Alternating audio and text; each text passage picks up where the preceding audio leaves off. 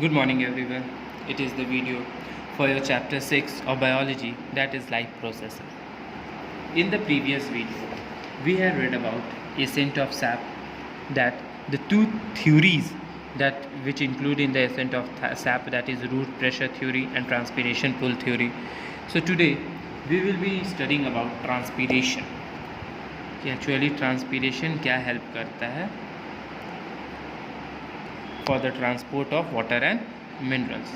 तो आज हम लोग पढ़ेंगे ट्रांसपीरेशन. तो ये है क्या?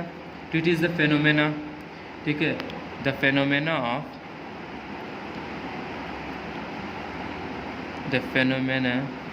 Of the loss of water in the form of vapour from stem and leaves. ठीक है, ये एक फेनोमेना है, नेचुरल फेनोमेना. इसको कोई ह्यूमन नहीं करता, कोई ह्यूमन का इंटरफेरेंस नहीं है. कोई प्लांट है, अगर वो अलाइव है तो उसमें से ट्रांसपीरेशन होना ही है, नेचुरल वो होना है. तो ये एक फेनोमेना है जिसमें क्या होता है, वाटर जो है वो वो वेपर के फॉर्म में उड़ जाता है. ठीक है, there is a loss of water in the form of vapour. और किस फॉर्म में होता है? That is in the form of means किस फॉर्म में होता है? तो वाटर वेपर के फॉर्म में होता है. और कहाँ से होता है? तो स्टेम से होता है और लीफ से होता है. ये दो जगह से जो वाटर है हमारा वो लॉस कर जाता है in the form of vapour. So most of the terrestrial plants absorb water from the soil and transport it to the aerial region. तो जितने भी टेरेस्ट्रियल प्लांट्स है, जो भी टेरेस्ट्रियल प्लांट्स है, टेरेस्ट्रियल प्लांट्स कौन होगा? Terrestrial means land. ठीक है, जो लैंड पर रहता है. एक्वेटिक प्लांट का यहाँ बात नहीं हो रहा है, यहाँ पर सारे टेरेस्ट्रियल प्लांट्स का बात हो रहा है. तो जो भी टेरेस्ट्रियल प्लांट्स हैं, ठीक है, उस वो वाटर कहाँ से एब्जॉर्ब करते हैं? तो दे एब्जॉर्ब वाटर कहाँ से? तो from the soil and transport it to the aerial region. ठीक है, और जो एरियल पार्ट्स है, जो उसका पार्ट होता है, लीव्स हो गया, ब्रांचेस हो गया, तो स्टेम हो गया, तो एरियल रीजन पर ये रूट जो है वो हेल्प करता है उसको मूव करने में. तो with adequate water supply the water there after loss due to transpiration and is replaced by water from xylem vessel in the leaf. तो अब ये ट्रांसपीरेशन प्रोसेस भी होना ज़रूरी है. अगर ये नहीं होगा तो प्लांट का जो एक्सक्रीशन है वो नहीं हो पाएगा. ठीक है, जिसके चलते उसका जो टेम्परेचर है, ठीक है, वो मेंटेन नहीं होगा. सो एडिक्वेट वाटर सप्लाई उसको मिल रहा है. ठीक है, then therefore water is loss due to transpiration. Water loss हो ही रहा है ट्रांसपीरेशन प्रोसेस से. और जो वाटर जो है, जो ओल्ड मतलब जो पुराना पानी हो गया है, वो जाइलम वेसल से उड़ जा रहा है और वो नया पानी फिर वहाँ आ जा रहा है. ओके, तो जो भी वाटर है, जो भी जाइलम वेसल क्या किया, वाटर को ऊपर पुश किया. अब पुश करने के बाद लीफ से, स्टेम से वाटर वेपर के फॉर्म में उड़ गया. ठीक है, लॉस हो गया. अब वहाँ पर नया वाटर आया, फिर वो हेल्प करेगा प्लांट को और फिर वो प्रोसेस चलते रहता है. The magnitude of water loss in transpiration vary from plant to plant. जो ये ट्रांसपीरेशन का प्रोसेस है, ठीक है, किसी में कम होना, किसी में ज़्यादा होना, ये प्लांट पे डिपेंड करता है. It has been estimated that under normal condition a leaves can transpire its own weight of water in less than an hour. ठीक है, तो एग्जामिन किया गया, क्या एग्जामिन किया गया कि जो लीफ है एक प्लांट का या एक ट्री का जो लीफ है वो एक आवर में, ठीक है, लेस देन 1 आवर, ये लेस देन का साइन हो गया, लेस देन 1 आवर में वो अपने वेट का, ठीक है, पूरे प्लांट के वेट का उतना वाटर वो लॉस करते हैं. ठीक है, एक लीफ जो है वो एक घंटा से भी कम समय में अपने पूरे प्लांट के वेट का वाटर लॉस करती है, उतना लीटर का वाटर लॉस करती है. And according to the another estimation a single corn plant, ठीक है, कॉर्न प्लांट, मेज प्लांट, तो जो कॉर्न प्लांट है में ट्रांसपायर, तो ये जो कॉर्न प्लांट है वो अपने पूरे सीज़न में, ठीक है, एक जो ग्रोइंग सीज़न होता है, पूरे अपने ग्रोइंग सीज़न में वो लगभग अप्रॉक्स 544.5 लीटर इतना वाटर वो लॉस करता है। समझ आइए, 544.5 लीटर वाटर इतना एक सिर्फ प्लांट लॉस करता है। जिससे ये भी पता चल रहा है कि प्लांट जब लॉस हो रहा है तो जो हमारा वाटर साइकिल है वो भी मेंटेन है इसके कारण, ट्रांसपीरेशन ही के कारण। अगर ट्रांसपीरेशन नहीं होगा तो वाटर वेपर में एयर में वाटर वेपर अवेलेबल नहीं होगा, और जिसके चलते क्या हो सकता है, there will be scarcity of water, rainfall नहीं होगा। इस चलते प्लांट्स बहुत ज़रूरी है हमारे लाइफ के लिए। So this figure clearly indicates that the impact of transpiration, particularly in a country like India, where most of the farmer depends on seasonal rainfall for their agriculture productivity or yield. तो इस चलते बोला जाता है कि India में बहुत ही important है रेनफॉल। क्यों? क्योंकि जितने भी फार्मर है मैक्सिमम जो इंडिया में फार्मर होते हैं ना, they are not rich farmer, ठीक है, दे आर पुअर फार्मर यहाँ अवेलेबल है। तो ये यहाँ पर मेनली जो है जो फार्मर्स होते हैं वो सीजनल रेनफॉल, वो ज़्यादातर सीज़न का वेट करते हैं। मानसून सीजन जब होता है, ठीक है, तब वो लोग अपना सारा खेती करते हैं। खरीफ और रबी क्रॉप पढ़े ही होंगे, तो खरीफ क्रॉप जो उस समय ग्रो करवाया जाता है, खरीफ क्रॉप हो गया आपका कब ग्रो करवाया जाता है, that is at the beginning of monsoon, ठीक है। मानसून के बिगनिंग टाइम में खरीफ क्रॉप को ग्रो करवाया जाता है। और खरीफ क्रॉप में कौन कौन आ जाते हैं, तो यही मेज़, कॉर्न प्लांट, मेज़ हो गया, सोयाबीन हो गया, कॉटन हो गया, ठीक है। तो ये सब जो प्लांट है ये सब क्या करता है, ये लोग को बहुत ज़्यादा पानी चाहिए, ठीक है। अब बहुत ज़्यादा पानी चाहिए तो समर सीज़न में इसको तो ग्रो करवाया नहीं जा सकता, शो हो नहीं सकता। तो इस चलते मेनली जो इंडिया में जो फार्मिंग होता है वो मानसून सीज़न के टाइम ही होता है। Transpiration mainly occurs through stomata, ये तो पता है, हम लोग पढ़ भी चुके हैं। ट्रांसपीरेशन मेनली जो होता है वो स्टोमेटा में ही होता है, स्टोमेटा के कारण ही होता है। बट इट में also occur through lenticels and cuticles, ठीक है। ऑल भी प्रोसेस है जिसमें लेंटिकल्स है, ये हम लोग पढ़ चुके हैं, ठीक है। एंड क्यूटिकल्स है, ये भी हम लोग पढ़ चुके हैं, ये दोनों लेंटिकल्स एंड क्यूटिकल्स। अब ये है क्या लेंटिकल्स एंड क्यूटिकल्स, ठीक है। तो ये मेरा लेंटिसेल्स क्या हो गया, that is the red pores in the stem हो गया ये। और क्यूटिसेल्स क्या हो गया, बार्क, ठीक है, outer part of that particular. तो दोनों मीन्स स्टेम ही बोल सकते हैं, the outer part of the plant. तो दोनों से स्टोमेटा भी हो गया, लेंटिसेल भी हो गया, क्यूटिकल भी हो गया, तो इन सब से ट्रांसपीरेशन प्रोसेस होते रहता है। अब काइंड्स ऑफ ट्रांसपीरेशन, इन तीनों के बारे में पढ़ेंगे, ठीक है। तो पहला है काइंड्स ऑफ रेस्पिरेशन, अगर देखेंगे काइंड्स ऑफ रेस्पिरेशन, इसमें फर्स्ट क्या है, stomatal respiration, stomatal transpiration, sorry respiration बोल रहे हैं, ट्रांसपीरेशन। पहला है स्टोमेटल ट्रांसपीरेशन, ठीक है। About 85% of the total transpiration, ठीक है, 85% जो है total transpiration help with occurs with the help of stomata. तो पूरे प्लांट का जितना भी 85% जो होता है ना वो स्टोमेटा से होता है। स्टोमेटा कहाँ प्रेजेंट होता है, तो under side of the leaves, ठीक है, उसमें प्रेजेंट होता है। तो 85% स्टोमेटा से होता है। Water diffuses out in the atmosphere through stomatal pores in the leaves, ठीक है। तो ये पता है कि स्टोमेटा के अंदर क्या होता है, पोर्स प्रेजेंट होता है स्मॉल, उससे क्या होता है, एक्सचेंज ऑफ गैसेस, गैसेस का एक्सचेंज ऑफ वाटर जो है वो अकर होता है। The guard cell surrounding the stomatal pore control the rate of transpiration. अब गार्ड सेल क्या करता है, तो इसका काम है कंट्रोल करना, ठीक है, किस चीज़ को, control the rate of transpiration. और ये प्रोटेक्ट करता है स्टोमेटा को और कंट्रोल भी करता है the rate of transpiration. The rate of photosynthesis in transpiration is regulated by the regulation of size of the stomatal pores which is brought by changes in the pressure of guard cell. तो अब ये जो rate है, ठीक है, whether it is of transpiration का rate हो गया या फिर रेस्पिरेशन का हो गया, ये सब जो है वो कौन हेल्प करता है, इसको कंट्रोल कौन करता है, गार्ड सेल। ठीक है। ये सारा जो है ये गार्ड सेल कंट्रोल करता है। रेस्पिरेशन, ट्रांसपीरेशन को भी, why I am getting into respiration, transpiration को भी और फोटोसिंथेसिस को भी,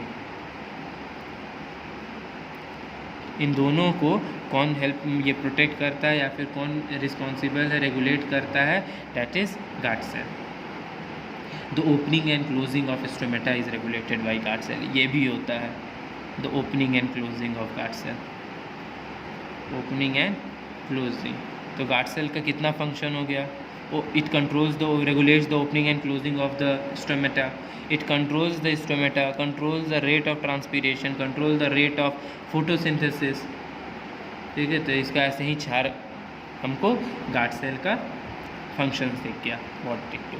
तो सेकेंड हम लोग पढ़ेंगे, स्टोमेटल ट्रांसपीरेशन पढ़ लिए। सेकेंड क्या था? लेंटिकल से, तो या लेंटिकल्स ट्रांसपीरेशन पढ़ेंगे। सो सेकेंड है लेंटिसेल्स या लेंटिसेल्युलर ट्रांसपीरेशन। तो लेंटिसेल्युलर ट्रांसपीरेशन में होता क्या है? इसमें मेनली लेंटिसेल्स इन्वॉल्व होते हैं। ठीक है, अब लेंटिसेल्स कहाँ मिलता है? तो it is found in old stems, fruits. ठीक है, इसमें होता है पेडिसेल्स, इसमें ज़्यादातर ये लेंटिसेल्स फाउंड होता है। The magnitude of lenticellular transpiration is considerably less than the stomatal transpiration and more than the cutillative transpiration, जो हम लोग नेक्स्ट अभी हम लोग टॉपिक पढ़ेंगे। ठीक है, दैट इज़ जो क्यूटी सेल था,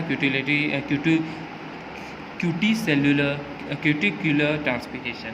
तो अब ये जो है ये जो है हमारा लेंटिकुलर ट्रांसपीरेशन, इसका जो रेट है, ठीक है, रेट ऑफ ट्रांसपीरेशन जो है वो क्या है? कम है। किससे? स्टोमेटल ट्रांसपीरेशन से। ठीक है, स्टोमेटल ट्रांसपीरेशन से कम है, लेकिन ज़्यादा है किससे? क्यूटिकुलर ट्रांसपीरेशन से। इससे ज़्यादा है और इससे कम है। अब ये क्यूटिकुलर ट्रांसपीरेशन क्या होता है? थर्ड देख लेते हैं, क्यूटिकुलर ट्रांसपीरेशन। तो क्यूटिकुलर जो होता है, ये क्यूटी सेल जो होता है, ये क्या है? It is the outer most covering या layer which covers the outer surface of the leaves and stems। ठीक है, तो ये क्या है? आउटर मोस्ट कवरिंग है। ठीक है, एक लेयर है जो कवर करता है किसको? Outer surface of the leaf and stem, ये दोनों को कवर करता है, लीफ को, स्टेम को, सब में ये प्रेजेंट होता है। एंड इस thickness varies in different plants. इसका थिकनेस वेरी करता है, किसी में ये ज़्यादा थिक होगा, किसी में ज़्यादा थिन होगा। ठीक है, तो वो वेरी करता है plant to plant. This layer is composed of cutin, wax and lipid. ये जो ये है क्यूटिकल है, इसमें क्या क्या होता है, क्या से ये बना होता है? तो वैक्स होता है, क्यूटिन होता है एंड लिपिड होता है। ठीक है, इस चीज़ से बना। All secreted by underlying cells. और ये जो तीनों है, ये कौन सिक्रीट करता है? तो सेल्स सिक्रीट करते हैं। ठीक है, up to 10% of the total transpiration में टेक प्लेस थ्रू इट। तो जितना भी ट्रांसपीरेशन होता है उसका 10% क्यूटिकुलर ट्रांसपीरेशन से होता है। तो 10% इससे हो रहा है, इससे ज़्यादा इसमें होता है तो अप्रॉक्सीमेटली मान सकते हैं कि 15 से 20% तक होता होगा ट्रांसपीरेशन। ठीक है, लेंटिकुलर ट्रांसपीरेशन में। सो ये था 3 transpiration, that is stomatal transpiration, lenticular transpiration and cuticular transpiration. अब हम लोग पढ़ेंगे सिग्निफिकेंस ऑफ ट्रांसपीरेशन, इम्पॉर्टेंस क्या है उसका, इम्पॉर्टेंस, सिग्निफिकेंस ऑफ ट्रांसपीरेशन। पहला मीन्स हम लोग पढ़ेंगे ट्रांसपीरेशन जो है वो क्यों होता है, हम लोग वो प्लांट के लिए इम्पोर्टेंट क्यों है। तो पहला removal of water, removal of water in the form of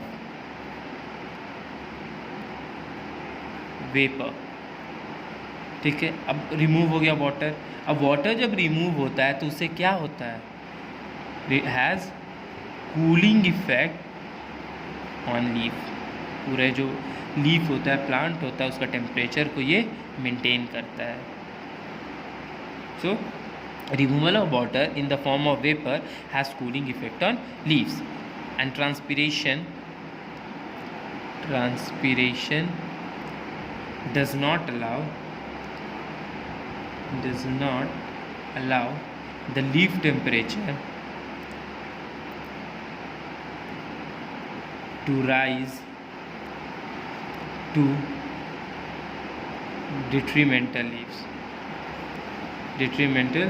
levels. ठीक है, तो एक टेम्परेचर को मेंटेन कर रखता है. इससे यही पता चला कि जो टेम्परेचर है लीफ का वो कौन मेंटेन कर रखता है, with the help of transpiration. So next second क्या होगा importance, it helps in transport of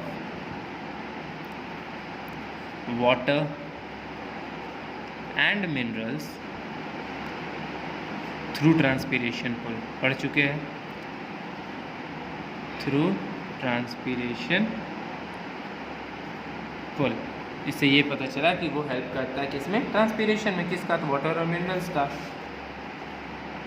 third, it helps in the removal of excess of water. ठीक है, ये और क्या चीज़ में हेल्प करता है, तो जो भी एक्सेस ऑफ वाटर होता है, ठीक है, उसको एक्सक्रीट करता है, उसको रिमूव करता है.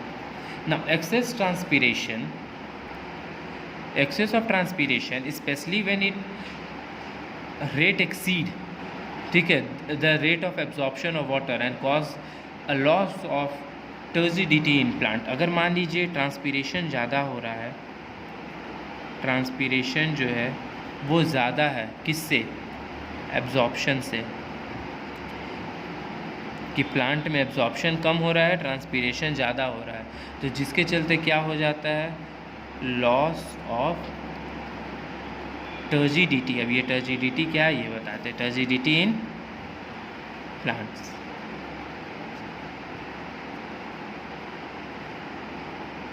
टर्जिडिटी का मतलब हो गया स्वेलिंग. ठीक है, फिर वो प्लांट स्वेल करना स्टार्ट हो जाता है, और स्वेल करेगा तो धीरे धीरे फिर वो डाई कर देता है. एंड द प्लांट ऑर्गन्स में ड्रॉप डाउन, और प्लांट्स का जो ऑर्गन है, सारे ऑर्गन्स धीरे धीरे ख़त्म होने लगते हैं. And this state is called wilting. और इसको क्या बोला जाता है, विल्टिंग. मीन्स क्या, it may to lead to death of plant, and finally plant die कर जाता है. Therefore it is stated that transpiration is an necessary evil. इसीलिए ट्रांसपीरेशन एक एविल भी है. ठीक है, वो हेल्प कर रहा है, वो टेम्परेचर मेंटेन कर रहा है, वो अलग चीज़ है, लेकिन वो एक एविल भी है. क्यों, क्योंकि अगर ज़्यादा ट्रांसपीरेशन होने लगे तो वो प्लांट धीरे धीरे क्या होगा, स्वेल करेगा. स्वेल करने के साथ उसका ऑर्गन धीरे धीरे ख़त्म हो जाएगा वर्क करना, और वो विल्टिंग प्रोसेस हो जाएगा, वो मर जाएगा. ठीक है, तो ट्रांसपीरेशन में अभी तक हम लोग जो पढ़े वो क्या था, transport of water and minerals. So एक और टॉपिक अभी पढ़ेंगे, दैट इज़ ट्रांसपीरेशन या transportation of food and other substances. ठीक है, फूड ये सब कैसे अभी तक हम लोग पढ़े थे, वाटर मिनरल्स कैसे मूव जाता था, ट्रांसपोर्ट होता था. अब हम लोग फूड कैसे ट्रांसपोर्ट होता है ये पढ़ेंगे. सो फोटोसिंथेसिस मतलब क्या होता है, शुगर अदर मॉलिक्यूल्स जो होता है वो. ठीक है, it's synthesized in leaves and substance like hormones synthesized at the tip of root and stem are transported to the other plant of the conducting tissue. ठीक है, अब क्या होता है, जो फ्लोएम है ये हेल्प करता है ट्रांसपोर्ट. ये जो फोटोसिंथेसिस जो प्रोसेस हुआ उसमें फूड प्रिपेयर हो गया. अब फूड प्रिपेयर होने के बाद तो हर जगह वो मूव करता है. ठीक है, फ्लोएम प्रोसेस के फूड प्रिपेयर हो गया फोटोसिंथेसिस से. अब फ्लोएम क्या करेगा, तो हर एक पार्ट में उसको जाकर पहुंचाएगा फूड को. ठीक है, the transportation of organic solute in the plants is called translocation. अब ट्रांसलोकेशन किसको बोलते हैं, ट्रांसलोकेशन, तो the transportation of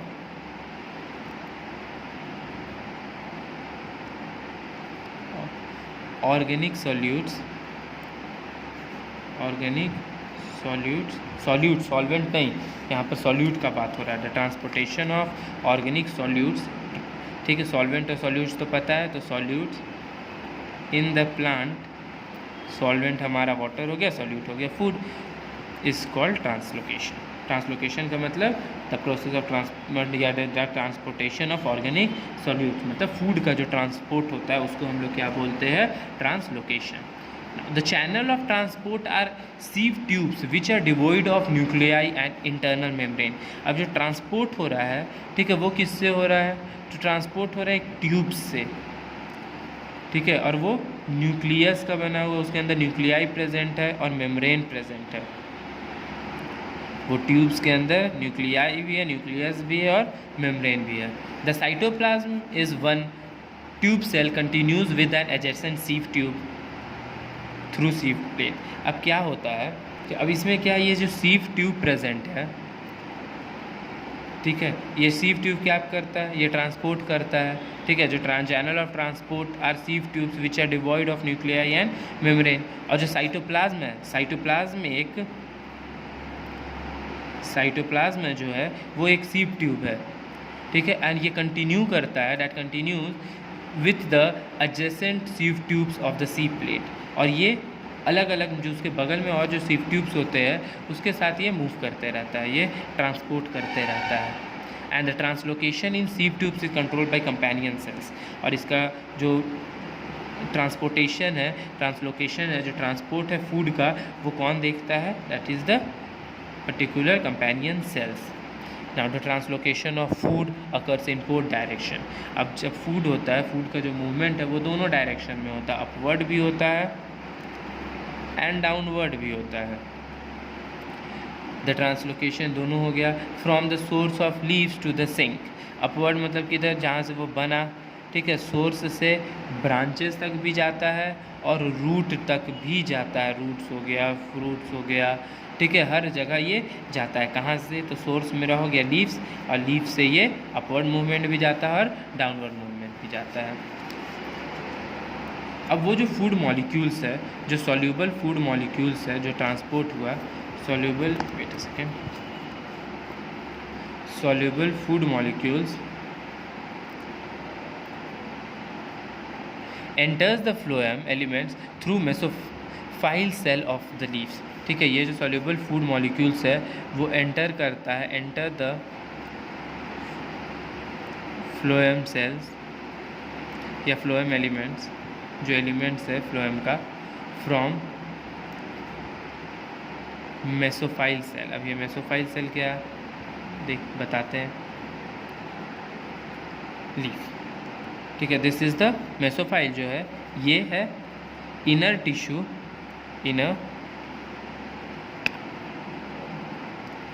inner tissue of a leaves. ठीक है, ये इनर टिश्यू है लीफ का।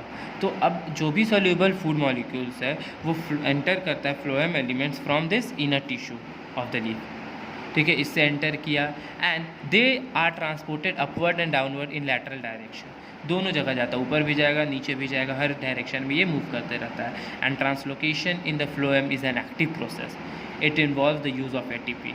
ठीक है, इसमें एटीपी भी इन्वॉल्व है, एडिनोसाइन ट्राइफॉस्फेट भी इन्वॉल्व है। क्यों? क्योंकि ये एक एक्टिव प्रोसेस है। ठीक है, हर समय फूड जो है ना वो ट्रांसलोकेट होते रहता है from one place to another. So translocation is necessary, ये बहुत ही ज़्यादा नेसेसरी है ट्रांसलोकेशन।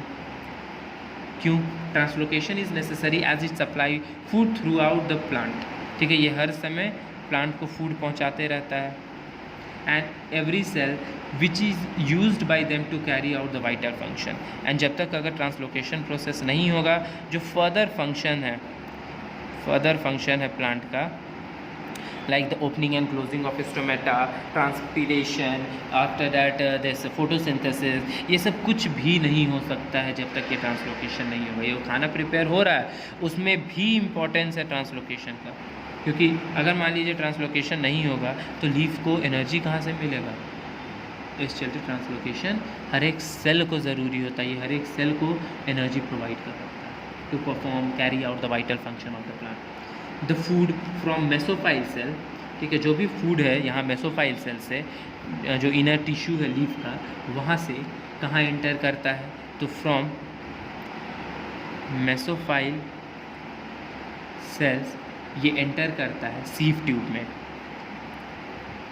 सीव ट्यूब में एंटर किया, and the nutrient being in high concentration exert and osmotic pressure, and finally जो न्यूट्रिएंट इसमें है वो बहुत ज़्यादा हाई प्रेशर में है, जिसके चलते ऑस्मोसिस होता है, and this cause increase in the turgor pressure of phloem tissue, and finally वो फ्लोएम के अंदर एक प्रेशर बनाता है और वो मूव करता है, and due to high pressure the food move to the plant having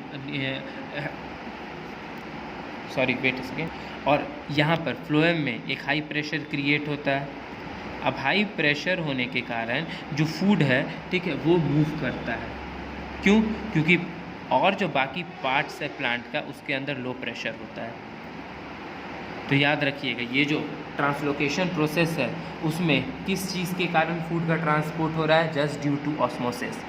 क्यों, क्योंकि ये जो मेसोफाइल सेल है वो क्या करता है, वो मूव करता है किस में, वो सीव ट्यूब में मूव किया। अब जो न्यूट्रिएंट है वो कैसा है, वो बहुत हाई प्रेशर में है, तो हाई प्रेशर होने के कारण उसमें ऑस्मोसिस प्रोसेस होता है। अब फ्लोएम में हाई प्रोसेस हो गया, मूव किया अदर प्लांट पे, प्लांट के अंदर कैसा प्रोसेस हुआ, कैसा प्रेशर हुआ, लो प्रेशर हुआ।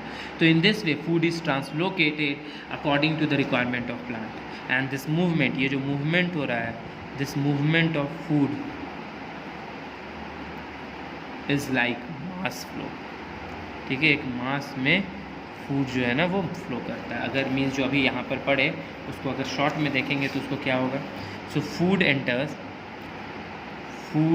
Enters the sieve tube, mesophyll cell से फूड कहाँ एंटर किया, सीव ट्यूब में, from mesophyll cells of the leaf. यहाँ से अब एंटर करने के बाद वो कहाँ गया, ठीक है, यहाँ से एंटर करने के बाद then water enters the sieve tube, water enters, water भी तो मूव कर रहा है, water enters the sieve tube, an organic solution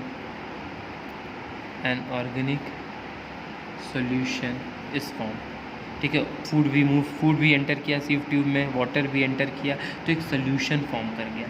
कैसा सोल्यूशन, ऑर्गेनिक सोल्यूशन, ठीक है, एक ऑर्गेनिक सोल्यूशन फॉर्म किया, विच इंक्रीजेज